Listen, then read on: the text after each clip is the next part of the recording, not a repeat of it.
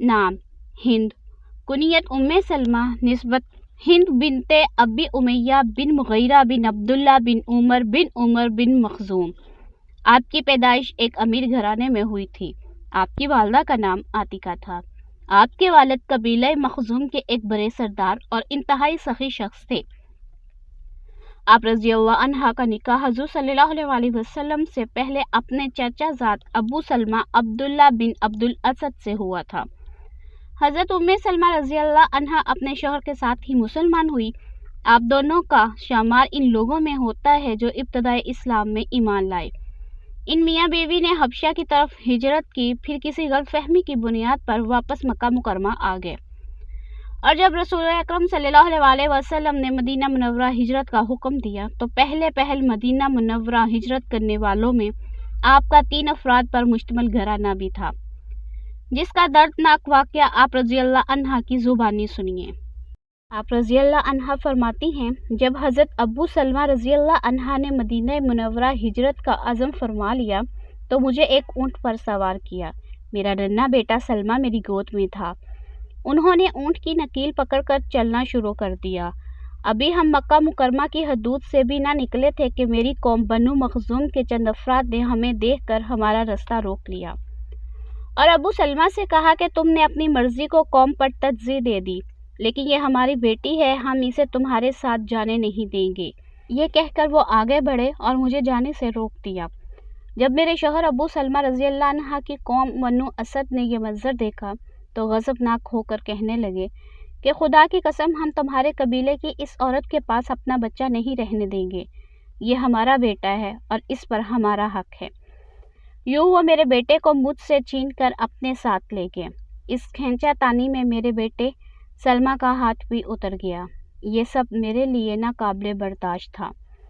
शौहर Medina Munawwara रवाना हो गए थे, बेटे को बनु अब्दुल असद ले गए थे और मुझे मेरी कौम बनु मखजूम ने अपने पास रख लिया था।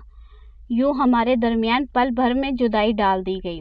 मैं गम दूर करने के लिए हर सुबह इस जगह जाती, यहाँ ये वाक़या पेश आया था। वहाँ बैठकर दिन भर रोती रहती और शाम के वक्त घर वापस आ जाती। तकरीबन 1 साल तक ये सिलसिला जारी रहा।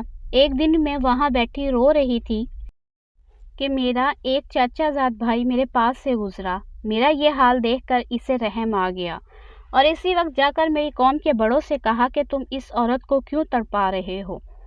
क्या तुम इसकी हालत नहीं देख रहे कि ये अपने शौहर और बेटे के गम में किस कदर तड़प रही है? आखिर इसे सताने से तुम्हें क्या मिलेगा? छोड़ दो इस बेचारी को। इसकी ये बातें सुनकर मेरे कबीले वालों के दिल नरम हो गए और मुझसे कहा कि हमारी तरफ से इजाज़त है, चाहो तो अपने खावंद के पास जा सकती हो। मैंने कहा कि ये कैसे हो सकता है कि मैं मदीना मुनव्वरा चली जाऊं और मेरा बेटा बनु असद के पास रहे।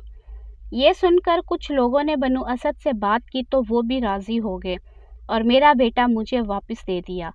मैंने जल्दी जल्दी तैयारी की और मदीना मुनव्वरा अकेली ही चल पड़ी। मखलूक़े खुदा में बेटे के अलावा कोई भी मेरे साथ ना था। रास्ते में उस्मान बिन तलहा मिले। उन्होंने कहा कि बेटी कहाँ जा रही हो? मैंने कहा मदीना मुनव्वरा अपने खावंद के पास जा रही हूँ। उन्होंने कहा क्या इस सफ़र में तुम्हारे साथ कोई नहीं? मैंने कहा बाखुदा मेरे साथ अल्लाह ताला के सिवा कोई नहीं।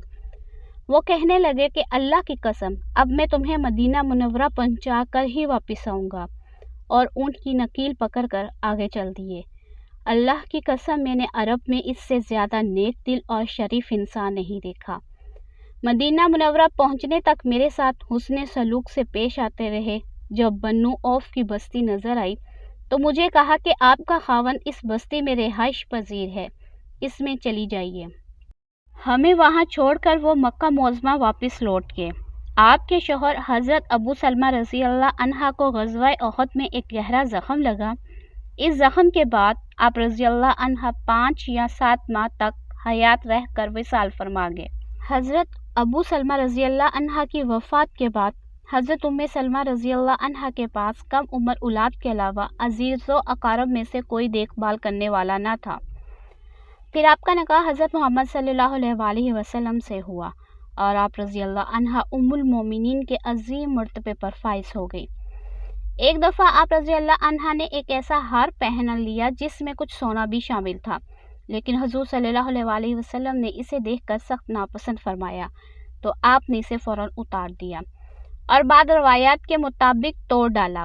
ایک روایت میں ہے کہ سن 61 ہجری میں جس دن امام حسین نے کربلا میں شہادت پائی، حضرت ام سلمہ رضی اللہ عنہا نے خواب میں دیکھا کہ حضور صلی اللہ علیہ وسلم تشریف لائے ہیں، سر اور ریش مبارک غبار آلودہ ہے اور بہت غمگین ہیں۔